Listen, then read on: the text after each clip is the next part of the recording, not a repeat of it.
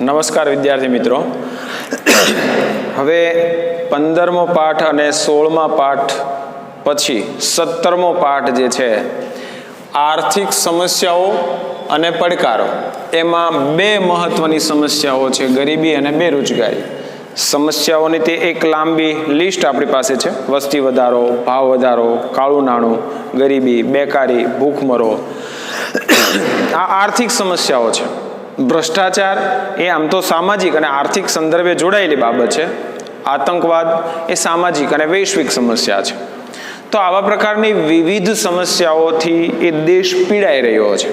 એમાંથી બહાર આવવા માટે, આર્થિક સંકટને દૂર કરવા માટે એ સતત મથી રહ્યો છે. પણ વિકાસશીલ રાષ્ટ્ર હોવાના કારણે એની જે ગતિ છે એને પણ અવરોધવાનું કામ આ કેટલાક અંશે છે આ સમસ્યાઓ કરતી હોય છે. અને બધી જ સમસ્યાઓના મૂળમાં જો જઈએ તો મોટાભાગે આપણને વસ્તી વિસ્ફોટ અથવા તો વસ્તી વધારો જે છે એ જવાબદાર પાયાના પથ્થર તરીકે જોવા મળશે. અને ત્યાંથી જ બધી સમસ્યાઓની એક જડ એ શરૂ થતી હોય છે.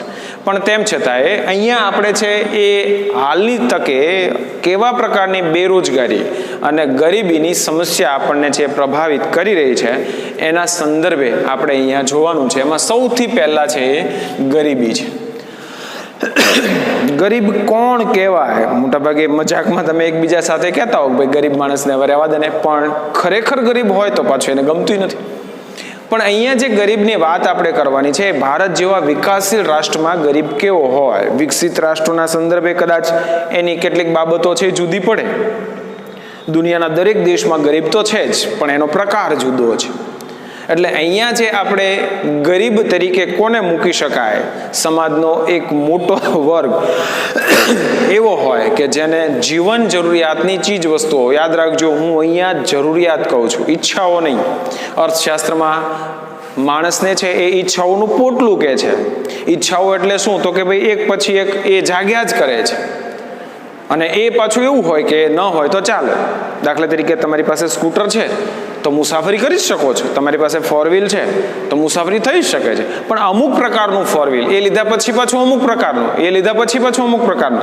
હવે એમાં ટોચનું તમારી પાસે 4 વ્હીલ આવી ગયું છે તો હવે એક નહીં, બે નહીં, 3, આ બધી ઈચ્છાઓ છે, એ ચાલ્યા જ કરે છે.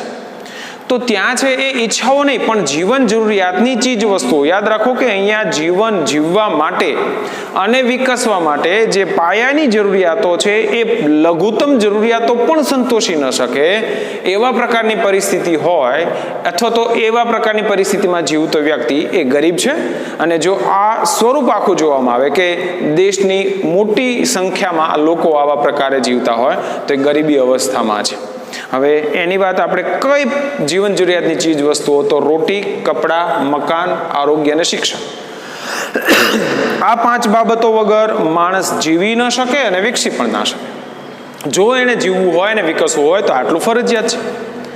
અને એના માટે થઈને એને જો આમાંનું કોઈ એક વસ્તુ નથી મળતી લઘુત્તમ માત્રામાં પણ તો એ ગરીબ છે. એક કરતાં વધારે નથી મળતી તો એ દારૂણ ગરીબ છે. અને દેશનો મોટો હિસ્સો જ્યારે આવી ગરીબી રેખા હેઠળ જીવતો હોય ત્યારે એ વિકાસશીલ રાષ્ટ્રનું સૌથી મહત્વનું લક્ષણ છે એવું આપણે વિકાસશીલ અર્થતંત્રના લક્ષણોમાં છે જોઈ ગયા છીએ. હવે આ ગરીબ મોટાભાગે વિકાસશીલ રાષ્ટ્ર જે છે, ભારત જેવું જે રાષ્ટ્ર છે એનો ગરીબ કેવો હોય એના સંદર્ભે આપણે ચર્ચા કરી.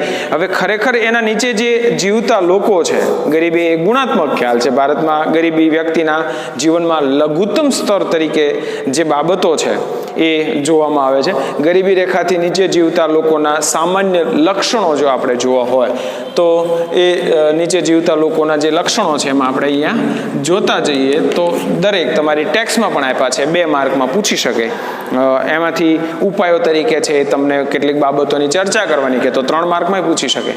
સામાન્ય રીતે બહુ યાદ રાખવાની જરૂર નથી, મોટાભાગે આપણે એ બાબતને સમજી શકીએ એવા પ્રકારના લક્ષણો છે આપણને અહીંયા જોવા મળે છે. એમાં પહેલું છે જે વ્યક્તિને 2 ટંક પૂરતું જમવાનું ન મળતું હોય.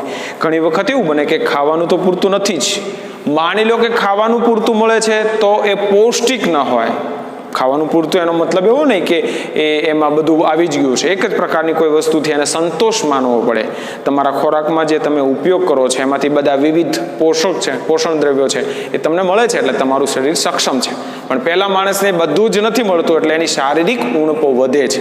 એટલે અહીંયા 2 ટંક એવું પૂરતું જમવાનું નથી મળતું. રહેવા માટેની પૂરતી માત્રામાં મોકળાશવાળી જગ્યા મોટાભાગે સ્લમ વિસ્તારમાં કે ગીચ એરિયામાં કે એવા છેવાડાના ભાગે કે એવી કોઈ જગ્યાએ છે અને ગંદા વસવાટમાં ના છૂટકે એ વસવાટ કરવો પડતો હોય એવી સ્થિતિ હોય. તેની આવક છે એ મર્યાદિત હોય. લઘુત્તમ આવક નક્કી થઈ હોય. દાખલા તરીકે શહેરી કક્ષાએ છે એ 5 વ્યક્તિનું કુટુંબ હોય તો 5,080 રૂપિયા એ એક પરિવારની આવક હોવી જોઈએ તો જ એ ગરીબ નથી. પણ એની 5,080 રૂપિયાના બદલે એને 4500 હોય, 4,000 રૂપિયા હોય, 3,000 હોય તો એ પ્રકારની જે આવક ધરાવે છે, મતલબ લઘુત્તમ આવક કરતાં પણ નીચે છે એટલે એની આવક પણ છે એ નબળી હોય, ઓછી હોય એવું થઈ શકે. તેનું આયુષ્ય, રાષ્ટ્રીય સરેરાશ આયુષ્ય જે છે, રાષ્ટ્રીય સરેરાશ આયુષ્ય એટલે સરાસરી વ્યક્તિ કોઈક છે એ 20 વર્ષે મૃત્યુ પામ્યા હોય, કોઈક 2 વર્ષે બાળક જન્મીને મૃત્યુ પામ્યો હોય, તો કોઈ દાદાએ પૂરા 100 વર્ષ જીવીને ગયા હોય તો 2 વર્ષ, 20 વર્ષ અને 100 વર્ષ તો 122 થયા. 122 ભાગ્યા 3 અને જે આવે છે એને સરેરાશ આયુષ્ય કહેવાય. તો આ જે સરેરાશ આયુષ્ય છે એની મોટા ભાગે છે એ મર્યાદા એ જે છે એના કરતાં નીચું સરેરાશ આયુષ્ય ધરાવતા હોય. કારણ કે એવું થવા પાછળનું કારણ એનો પોષણક્ષમ આહાર નથી, જોખમી કામ કરવું પડે છે.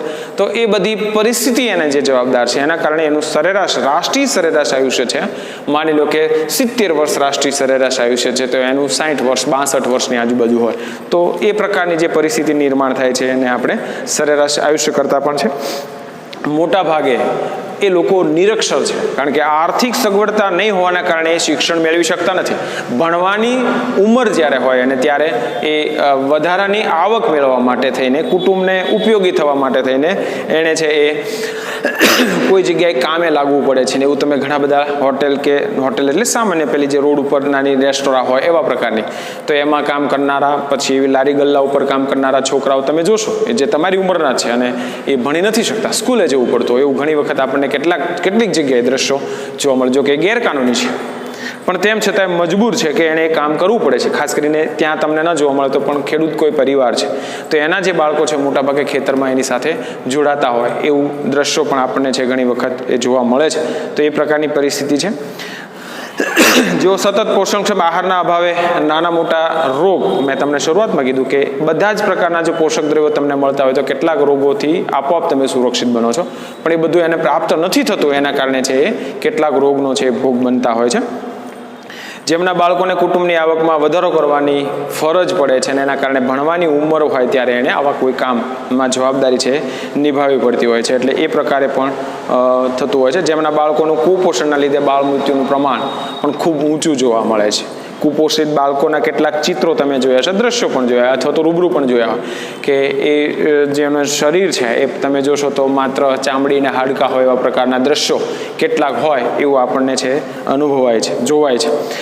તો હવે આ બધા લોકોનું જીવન ધોરણ ઊંચું લાવવા માટે સરકારે જે કેટલાક પ્રયત્નો કર્યા છે એના સંદર્ભે એ કેટલીક બાબતો છે એની આપણે ચર્ચા કરીએ તો ગ્રામીણ અને શહેરી વિસ્તારમાં ગરીબી રેખા નીચે જીવતા જે કુટુંબો છે એ કુટુંબોને આવક ઘણી ઓછી છે તેવા કુટુંબોને અંત્યોદય એટલે છેવાડાના કુટુંબો કે ગરીબી રેખા નીચે જીવતા કુટુંબોને BPL તરીકે આપણે ઓળખીએ છીએ. અને BPLનું એક કાર્ડ પણ એને આપવામાં આવે છે અને એમાં છે એ અતિ સસ્તા ભાવે 3 રૂપિયા કિલો ચોખા, 2 રૂપિયા કિલો ઘઉં અને બાકીની બધી કેટલીક દાળ છે, બીજી કેટલીક એવી ખાંડ છે, એ બધું પણ સસ્તા ભાવે બાકીની જે રકમ છે એ સરકાર એને સબસિડી રૂપે આપશે અને એ પ્રકારે મતલબ એ વસ્તુ છે કિંમત ચૂકવશે અને એ વસ્તુ છે આવા લોકોને છે પહોંચાડી અને ગરીબી રેખા હેઠળ જીવતા જે લોકો છે એનો આવકનો મોટો હિસ્સો એ પોતાના ભરણ પોષણમાં ખર્ચાવાના બદલે બીજી સુખાકારીમાં વાપરી શકે એટલા માટે થઈને કેટલીક સગવડતાઓ, બીજી કેટલીક એવી સેવાઓ જે છે એ સેવાઓ પણ એને પ્રાપ્ત થાય એના માટે થઈને સરકાર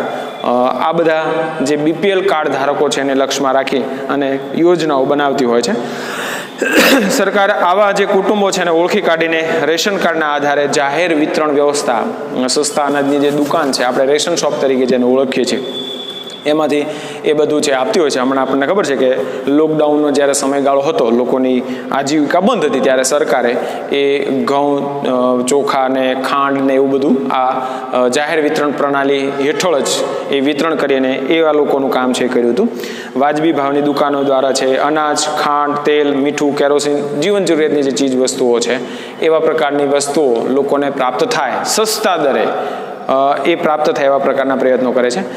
ગરીબી રેખાનો ખ્યાલ જે છે એ સૌ પ્રથમ અંડરલાઈન કરી લેજો મિત્રો, ટૂંકમાં અતિ ટૂંકા પ્રશ્નમાં પણ પૂછાઈ શકે. WHO જે છે, વર્લ્ડ હેલ્થ ઓર્ગેનાઇઝેશન, આંતરરાષ્ટ્રીય આપણી જે સંસ્થા છે, હમણાં કોરોનાના યુગમાં થોડુંક વિશેષ રીતે આનું નામ લેવાતું, એટલે તમે કદાચ એ નામથી પરિચિત થયા હશો. 9મા ધોરણમાં પણ આપણે કેટલીક એના સંદર્ભે ભણીને આવ્યા છે, એટલે તમને એ ખબર છે. એના જે નિયામક છે બ્યોર્ડ ઓરે, એણે છે આ ખ્યાલ રજૂ કરેલો. ગરીબી રેખાની છે ગણતરીમાં કે માપનમાં હવે અનાજ, વસ્ત્ર, રહેઠાણ, શિક્ષણ, આરોગ્ય, પીવાનું ચોખ્ખું પાણી, વીજળી, સેનિટેશનની સુવિધા, વાહન, પરિવહન વગેરે પાછળ થતા વપરાશી ખર્ચ અને આવકને ધ્યાનમાં લઈ અને કેલરીના આધારે જીવન ધોરણની નિશ્ચિત સપાટીને ગરીબી રેખા તરીકે ઓળખવામાં આવે છે. ગરીબી રેખાનો ખ્યાલ સમય, સ્થળ, સંજોગો અને પરિસ્થિતિ એ બદલાવ આવતા એમાં પણ એ બદલાઈ શકે છે. જે તે વ્યક્તિની પરિસ્થિતિ બદલાઈ શકે છે, ગરીબીમાંથી એ બહાર નીકળી શકે છે. સ્થળ બદલે તો પણ ત્યાં ગરીબીની માત્રા છે વધઘટ થઈ શકે. દેશ બદલે તો પણ એ ગરીબીની માત્રામાં ફેરફાર થઈ શકે. તો આવા પ્રકારે છે એ કેટલાક પરિવર્તનો એમાં છે એ જોવા મળતા હોય છે. હવે અહીંયા છે એ ગરીબીનું માપન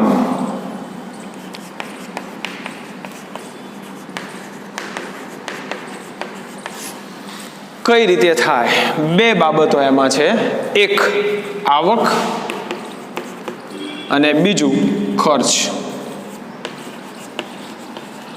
ખર્ચ અને આવક આ બંને દ્વારા છે નક્કી થઈ શકે. સીધી વાત છે કે આવકના સંદર્ભે તમે નક્કી કરી શકો છો. દાખલા તરીકે કોઈ એક વ્યક્તિ છે એ પોતાના પરિવાર માટે મહિને 4,000 કમાય છે, કોઈ એક વ્યક્તિ છે એ મહિનાના છે એ 24,000 કમાય છે.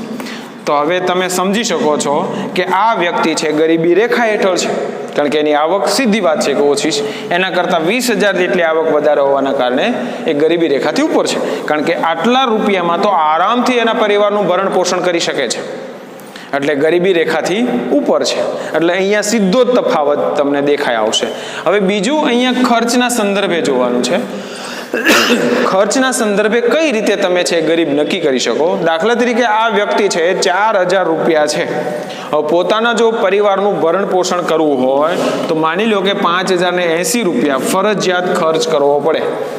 5 પરિવારના, સમજી લઈએ કે 5 સભ્યોનો એક પરિવાર છે. હવે જે 2011-12માં જે આંકડાઓ નક્કી થયા એ પ્રમાણે આપણે વાત કરીએ તો એ જે છે એમાં 5,080 રૂપિયા જો નક્કી થયા હોય તો અહીંયા તો 4,000 છે. એટલે સ્વાભાવિક છે કે એની જીવન જરૂરિયાતની ચીજ વસ્તુઓની અથવા તો પાયાની જે જરૂરિયાતો છે એ મેળવવા માટે પણ એ આના સુધી પહોંચી શકતા નથી. એટલે ખર્ચ મેક્સિમમ વધુમાં વધુ કેટલો કરી શકે તો કે 4,000 રૂપિયા. હવે જો આ 4,000 રૂપિયા ખર્ચ કરી શકતો હોય તો એની જરૂરિયાત એમાં સંતોષાતી નહીં હોય, સ્વાભાવિક છે. એટલા માટે એ કેવો છે? ગરીબ. અને આ વ્યક્તિ છે માનો કે એના પરિવારની બધી જ જરૂરિયાતોનો પૂરતા પ્રમાણમાં સંતોષ લે છે તો પણ એને 20,000 જ ખર્ચ થાય છે, તો પ્લસ 4,000 તો બચી રહેવાના. માનો કે 24નો ખર્ચ થઈ જાય છે તો પણ એની જરૂરિયાત તો બધી પૂરતી થાય છે. હવે અહીંયા જોવાનું શું છે કે આવકમાં તો તમને સીધી ખબર છે, પણ અહીંયા છે 20,000નો ખર્ચ એ શું કામ કરી શક્યો તો કે એની આવક એ 24,000ની છે. માનો કે કોઈ વ્યક્તિ એક મહિનાના લાખ રૂપિયા કમાય છે અને 50,000 ખર્ચ કરે છે, તો એ ખર્ચ એના 50,000 રૂપિયા છે, એનો મતલબ શું થયો કે એની જરૂરિયાત સંતોષી શકે છે. પણ 5,000 ખર્ચ કરનારો વ્યક્તિ એની આવક જ 5,000 છે તો વધારાની કરી શકવાનો નથી. એટલે બે રીતે તમે એને જોઈ શકો છો, આવકની રીતે અને ખર્ચની દ્રષ્ટિએ. પોતાની સેવાઓ પ્રાપ્ત કરવા માટે કેટલો ખર્ચ કરે છે, પોતાની સેવાઓ પ્રાપ્ત કરવા માટે થઈને જે જરૂરિયાત જે છે આવકની, એ આવક કરતાં ઓછી છે કે એ પ્રમાણે છે કે એનાથી વધુ છે. તે પ્રકારે એને આપણે છે ગરીબીને ધ્યાનમાં લઈ શકીએ, ખરેખર એ પરિવાર ગરીબ છે કે નથી. હવે એના બે પ્રકાર પડે છે અહીંયા.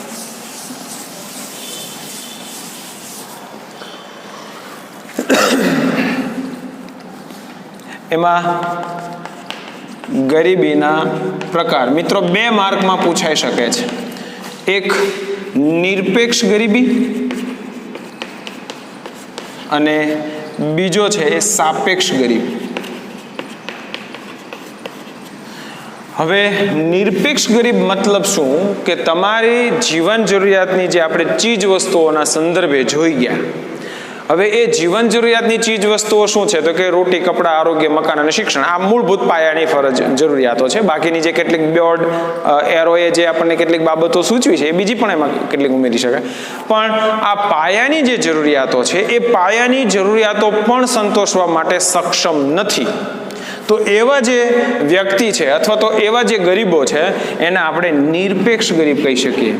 યાદ રાખો કે અહીંયા એટલું જ યાદ રાખવાનું છે કે જીવન જીવવા માટે જે ઉપયોગી અને અતિ જરૂરી કહી શકાય, પ્રાથમિક જરૂરિયાત કહી શકાય, એવી જરૂરિયાતો પણ જે સંતોષી નથી શકતા એને આપણે નિરપેક્ષ ગરીબ કહીએ છીએ. તો આ જે બીજો પ્રકાર છે એ સાપેક્ષ. હવે સાપેક્ષનો મતલબ તમને ખબર છે, ગુજરાતી શબ્દ તમે જો કંઈક આવ્યો હશે તો તમને ખ્યાલ હશે. સાપેક્ષ મતલબ સરખામણી, ગણિતમાં પણ આવ્યો હશે કે આની સાપેક્ષમાં આ કેવું છે. સાપેક્ષ મતલબ સરખામણી. તો અહીંયા છે એ સાપેક્ષની વાત કરવાની છે. તો એક વ્યક્તિની સાપેક્ષમાં બીજો વ્યક્તિ કેવો છે, બીજી વ્યક્તિની સાપેક્ષમાં ત્રીજો વ્યક્તિ કેવો છે. દાખલા તરીકે આપણે અહીંયા A, B, C એવા 3 વ્યક્તિઓ લઈએ. આની આવક માની લો કે 10,000 છે, આની આવક માનો કે 20,000 છે, આની આવક માનો કે 30,000 છે. હવે આ ત્રણેય વ્યક્તિઓ જે છે, આપણે હમણાં જ તમને ઉદાહરણ આપ્યો હતો કે માનો કે 5,080 રૂપિયા, આ આંકડોની રીતે આપણે સમજવા માટે, બાકી એ ગરીબ ગણાય કે નહીં ગણવો જોઈએ કે આમાં પણ ગરીબ છે એ પછીનો સવાલ છે. ઉદાહરણ રીતે આપણે સમજવાનું છે. માનો કે 5,080 રૂપિયા જો વ્યક્તિ ખર્ચ કરી શકે છે અથવા તો આવક મેળવે છે તો એ ગરીબ નથી. એનો મતલબ શું થયો કે આને તો છે એના કરતાં વધારે આવક છે, 10,000 રૂપિયા છે, તો ખરેખર આ ગરીબ છે ખરો નહીં. એની આવક તો જેટલી છે એના પ્રમાણમાં એની જરૂરિયાતો તો વહેલા સંતોષાઈ જાય છે, એટલે ખરેખર બાકીની એની તકલીફ રહેતી નથી, તો એ ગરીબ નથી. તો આ પહેલો વ્યક્તિ ગરીબ નથી તો એને ગરીબી રેખા તો ન કહી. વિકસિત રાષ્ટ્ર છે તો એ વિકસિત રાષ્ટ્રમાં તો બધાની માનો કે આનાથી ઉપરની જ આવક છે, તો કોઈ ગરીબ નથી, એનો મતલબ એવો થયો. પણ અહીંયા છે એ વિકસિત અને વિકાસશીલ રાષ્ટ્ર નથી જોવાનું. અહીંયા છે એ 10,000ના સંદર્ભે આપણે જોયું. હવે અહીંયા છે એ બીજી વ્યક્તિ છે, તો સીધી વાત છે કે જો આની બધી જરૂરિયાતો સંતોષાતી હોય તો આની તો જરૂરિયાત સંતોષાશે જ, અને જો આ બંનેની સંતોષાય તો આ તો સીધી વાત છે કે એ તો ઓલી જરૂરત નથી. મતલબ શું થયો કે ત્રણેય સુખી છે, પણ ત્રણેય સુખી હોવા છતાં મતલબ ગરીબી રેખાથી ઉપર છે. મતલબ આ જે છે એ ગરીબી રેખાથી ઉપર છે પણ તેમ છતાંય ગરીબ છે. શું કામ ગરીબ છે તો કે ભાઈ બીની સાપેક્ષમાં આ ગરીબ છે, આની સાપેક્ષમાં આ ગરીબ છે. તો હવે આ તો ગરીબી રેખાથી ઉપર છે, આ ગરીબી રેખાઓથી ઉપર છે, પણ આની સાપેક્ષે આ ગરીબ છે. તો ફરી પાછો બી એ સી ની સાપેક્ષે ગરીબ છે, કારણ કે એની આવક 30,000 છે. હવે આ છે માનો કે 8,000નો ખર્ચ કરી શકે છે, તો આ છે કદાચ 16,000નો ખર્ચ કરી શકતો હશે, તો આ કદાચ 25,000નો ખર્ચ કરી શકશે. ખર્ચમાં પણ તફાવત આવી જશે. તો અહીંયા છે આવક અને ખર્ચ બંનેની દ્રષ્ટિએ આ છે ગમે એટલું કરશે તો પણ છે એ આના જેટલો ખર્ચ નહીં જ કરી શકે, અને આ ગમે એટલું કરશે તો પણ આના જેટલો તો ખર્ચ નહીં જ કરી શકે. એટલે આવક અને ખર્ચની બંનેની સરખામણીમાં છે આ વ્યક્તિ ગરીબ છે, એની સાપેક્ષે આ ગરીબીથી એને કરતાં વધારે સદ્ધર છે, આ એનાથી સદ્ધર છે. મતલબ શું થયો, સીની સાપેક્ષમાં બી અને એ બંને ગરીબ છે, બીની સાપેક્ષમાં એ ગરીબ છે. હવે અહીંયા છે એ સાપેક્ષ ગરીબી જે છે એ મોટા ભાગે ક્યાં જોવા મળે છે તો કે વિકસિત રાષ્ટ્રમાં, અને આ ક્યાં જોવા મળે છે તો કે વિકાસશીલ રાષ્ટ્રમાં. અહીંયા સાપેક્ષ ભારતમાં માનો કે વિકાસશીલ રાષ્ટ્ર છે તો સાપેક્ષમાં છે જ, પણ ખરેખર તો પાયાની જરૂરિયાત ન સંતોષાતી હોય એવો બહુ મોટો વર્ગ છે, અને એટલા માટે એ નિરપેક્ષ ગરીબીમાં મૂકીએ છીએ, જ્યારે આ સાપેક્ષમાં મૂકીએ છીએ. તો ગરીબીના બે પ્રકાર છે મિત્રો, યાદ રાખજો. પરીક્ષામાં તફાવતના સ્વરૂપે પણ પૂછાઈ શકે છે કે આ સંદર્ભે પણ કેટલીક બાબતો એમને છે પૂછાઈ શકે છે. ત્યારે આ બંને છે સાપેક્ષ અને નિરપેક્ષ એ ગરીબીને છે આપણે બરાબર સમજી ગયા હોઈએ તો વાંધો નહીં આવે. હવે ત્યાર પછી આવે છે ભારતમાં ગરીબી. એના જે કેટલાક આંકડાઓ છે એમાં કેટલાક આંકડાઓ છે મહત્વના છે, એને બરાબર અંડરલાઈન કરતા રહેજો. ભારતમાં આયોજન પંચે 11-12માં ગરીબી રેખા નક્કી કરવા માટે ગ્રામીણ ક્ષેત્રે માસિક વપરાશી ખર્ચ, યાદ રાખજો કેટલો ખર્ચ પરિવાર કરવો જોઈએ, તો કે એક વ્યક્તિ દીઠ 816 રૂપિયા. એ જો કુટુંબ ખર્ચ કરે એક વ્યક્તિને, માનો કે 5 વ્યક્તિનું છે એ કુટુંબ છે તો 4080 રૂપિયા, અને શહેરી ક્ષેત્રે માથાદીઠ માસિક વપરાશી ખર્ચ 1000 રૂપિયા નક્કી થયો. તો 5 વ્યક્તિનું કુટુંબ હોય તો એક ખર્ચ મહિનાનો છે 5000 કરતા હોવા જોઈએ. જો આટલો ખર્ચ પરિવાર દીઠ 4080 ગામડાનો અને 5000 પરિવાર દીઠ જો શહેરી કક્ષાએ કોઈ પરિવાર ખર્ચ કરે છે તો ગરીબી રેખાથી ઉપર છે. આ 11-12ના આંકડાઓ મુજબ આપણે છે કહી શકીએ. આ નવા માપદંડના આધારે ભારતમાં 2011-12માં ગરીબોની સંખ્યા ઘટીને 27 કરોડની થઈ ગઈ. યાદ રાખજો મિત્રો, આંકડો નાનો સૂનો નથી. આપણી ટોટલ જનસંખ્યા એ સમયે 121 કરોડની આસપાસ હતી, ત્યારે 27 કરોડ એમાંથી છે એ ગરીબી રેખાથી નીચે છે એ હતા એવું આપણે કહી શકીએ. ગરીબીનું પ્રમાણ પણ ઘટીને 21.9% થઈ ગયું. ભારતમાં 2009-10માં ગરીબીનું પ્રમાણ કુલ વસ્તીના 29.8% જેટલું છે એ અંદાજે હતું, ત્યારે 35.47 કરોડ લોકો ગરીબી રેખા નીચે જીવી રહ્યા હતા. વિશ્વ બેંકે આંતરરાષ્ટ્રીય ધોરણે સરખામણી થઈ શકે તેથી 2012માં 2008ના ભાવોએ, આ બધા આંકડાઓને યાદ રાખી લેજો, માથાદીઠ દૈનિક આવક 1.90 જે ડોલર છે, હા એને તમે અત્યારનો જે ભાવ છે એને ગુણ્યા કરી નાખો તો પણ એની આજની રકમ મળે. એ સમયની હોય ત્યારે એમાં જોવું પડે. જે ગરીબી રેખાનું ધોરણ છે, વિશ્વ બેંકના એક અહેવાલ મુજબ 2010માં ભારતની કુલ વસ્તી અંદાજે 121 કરોડમાંથી 32.7 કરોડ લોકો ગરીબી રેખા નીચે જીવતા હતા. બહુ મોટો આંકડો છે, આપણે ગણાવી શકાય, જેની સંખ્યા અંદાજે 45.6 કરોડ જનસંખ્યા, મોટા જે રાષ્ટ્રો છે એની ટોટલ જનસંખ્યા જેટલી ભારતમાં ગરીબી રેખા હેઠળ એ લોકો જીવતા હતા એવું આપણે છે કહી શકીએ. યુએનડીપી જે છે એમ 2015ના રિપોર્ટ મુજબ ભારતમાં 2011-12માં ગરીબીનું પ્રમાણ કુલ વસ્તીના 21.92% હતું. ભારતમાં કુલ ગરીબો 26.93 કરોડમાંથી ગ્રામીણ ક્ષેત્રે 21.65 કરોડ લોકો અને 25.7% લેખે પેલા છે આપણે ગણી શકીએ. શહેરી ક્ષેત્રે માત્ર 5.28% લોકો, એટલે કે 13.7% લોકો છે એમાં આપણે ગરીબી રેખા નીચે જીવતા હતા. ભારતમાં સૌથી વધુ ગરીબીનું પ્રમાણ ધરાવતું રાજ્ય છત્તીસગઢ, અંડરલાઈન કરી લેજો, પૂછાઈ શકે સૌથી વધારે વિકલ્પમાં અતિ ટૂંકા પ્રશ્નમાં. 36.93% ટોટલ જે એ રાજ્યની જનસંખ્યા છે એના આટલા ટકા લોકો છે એ એમાં ગરીબી રેખા હેઠળ છે એ જીવે છે. જ્યારે સૌથી ઓછી ગરીબી ધરાવતું રાજ્ય ગોવા, અંડરલાઈન કરી લેજો, 5.9%. અને ગુજરાતમાં ગરીબીનું પ્રમાણ, ગુજરાત એ વિકસિત રાજ્ય તરીકે છે દેશના જેટલા રાજ્યો છે એમાં સ્થાપિત છે, પણ તેમ છતાંય એમાં 16.63% લોકો છે એ ગરીબી રેખાથી હેઠળ જીવતા હોય એવું જોવા મળ્યું છે.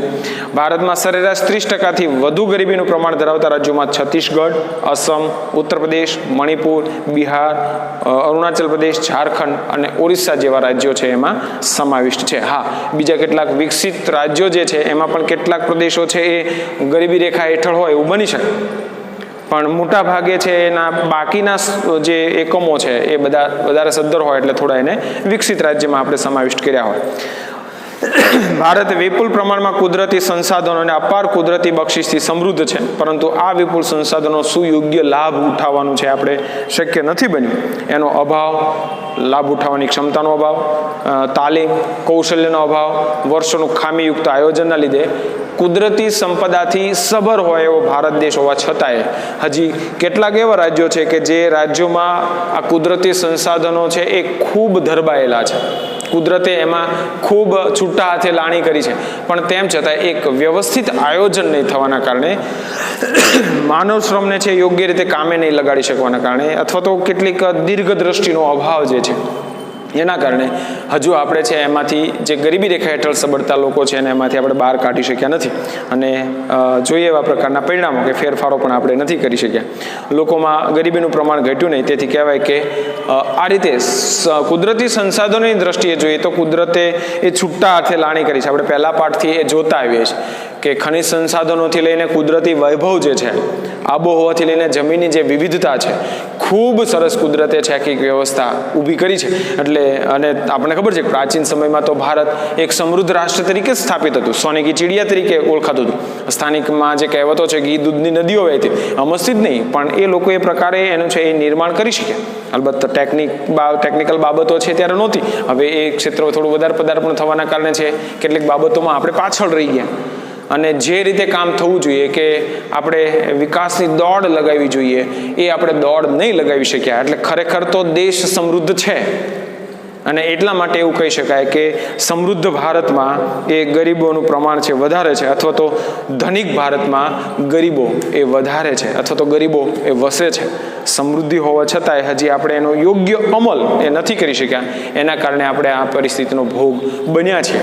આવનારા ભવિષ્યમાં છે એમાંથી કેટલાક રસ્તાઓ મળી જશે અથવા તો અનુકૂળતાઓ ઊભી થશે તો સારા પરિણામો પ્રાપ્ત થઈ શકે છે. હવે એવા કેટલાક જે લોકો છે એમાંથી ગ્રામીણ ક્ષેત્રના ગરીબો અને શહેરી ક્ષેત્રના જે ગરીબો છે એને આપણે જોઈએ. મોટાભાગે કોણ હોય? ગ્રામીણ ક્ષેત્રમાં જોઈએ તો ગરીબો મોટાભાગે જમીન વિહોણા ખેત મજૂરો, ખેતી કામ જ કરે છે પણ જમીનનો માલિક નથી. એટલે અમુક ટકા જ હિસ્સો એના ભાગે આવે છે જે માત્ર પોતાના પરિવારનું એ ભરણ પોષણ કરી શકે છે, બીજું વિશેષ કાંઈ ન થઈ શકતું હોય. ગૃહ ઉદ્યોગ કે કુટીર ઉદ્યોગના કારીગરો, નાના એકદમ લઘુ કહી શકાય એવા પ્રકારના, લઘુ કરતા પણ આને ગૃહ અને કુટીર મતલબ એક જ પરિવાર અથવા તો વંશ પરંપરાગત. કુટીર ઉદ્યોગ એટલે શું? પેઢી દર પેઢી જે ઉદ્યોગ ચાલતો હોય, એક પેઢી કામ કરતી હોય એ જ પેઢીમાં બીજી પેઢી જોડાય, એ જ પેઢીમાં ત્રીજી પેઢી જોડાય, એને કુટીર ઉદ્યોગ કહેવાય. ગૃહ ઉદ્યોગ એટલે એક જ પરિવારના જે બધા સભ્યો છે એ એમાં જોડાયેલા હોય. તો એ મોટાભાગે આવા જે લોકો છે એને ફરજિયાતપણે એવું કામ કરતું હોય. ઘણી વખત એવું પણ બને કે અહીંયા પાછા પેઢી દર પેઢી મોટા ઉદ્યોગો ચાલતા હોય, એટલે બધા ઉદ્યોગને આમાં આપણે સમાવેશ નહીં કરીએ, પણ આ જે મૂડીરોકાણ છે નહિવત હોય, આવકનું જે છે એ પણ બહુ મર્યાદિત હોય. તો આવા પ્રકારની જે પરિસ્થિતિમાં છે, ટૂંકમાં એવું સમજો કે એના પરિવારની છે એ ભરણ પોષણ યોગ્ય રીતે ન થઈ શકે એવા પ્રકારનો આવકના સ્ત્રોત ધરાવતા જે ઉદ્યોગો છે નાના કદના, એ બધા સીમાંત ખેડૂતો.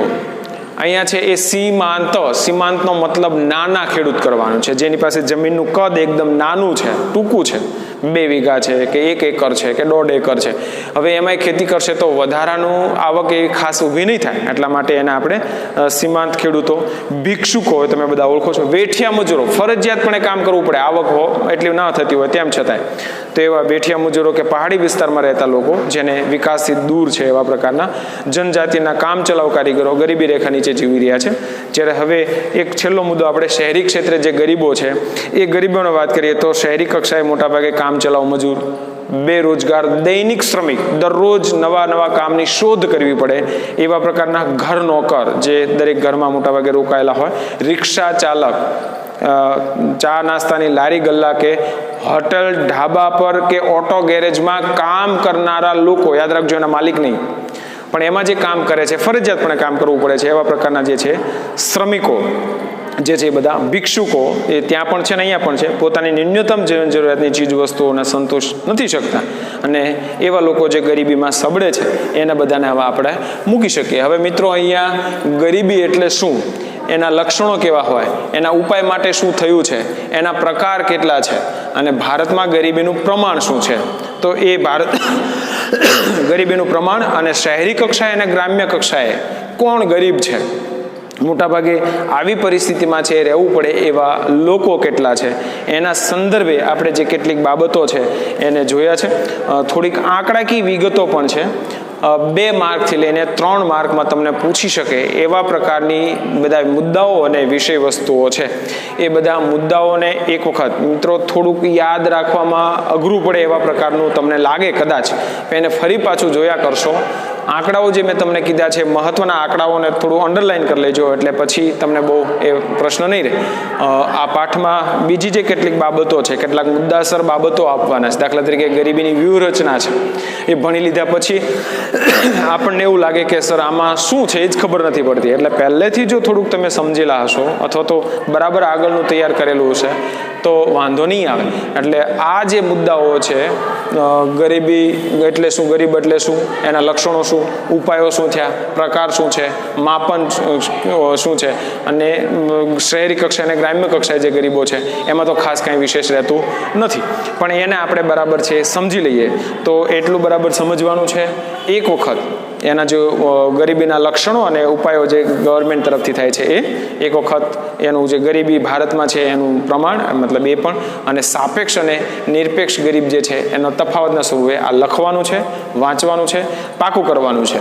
હવે જોવાનું એ રહે છે કે ગરીબી ઉદ્ભવવાના કારણો શું છે અને એની વ્યૂહરચના શું છે નિવારણ માટેની. તો આ વ્યૂહરચના અને માપન જે છે એના સંદર્ભે આપણે થોડુંક છે આગળ વાંચીને આવજો મિત્રો. ફરી પાછું હજી તમને એના ઉદ્ભવવાના કારણો તો સરળ પડશે, વ્યૂહરચના ખૂબ અઘરી છે, એટલે એને તમે સમજી શકાય એ રીતે સરળતાથી સમજવાનો પ્રયત્ન કરજો. આવડી જાય જરૂરી નથી, પણ એક વખત એને બરાબર નજર ફેરવીને આવજો બીજો વિડીયો જ્યારે જોવા બેસો ત્યારે પહેલાં, એટલે થોડી આપણને સમજવામાં સરળતા રહે.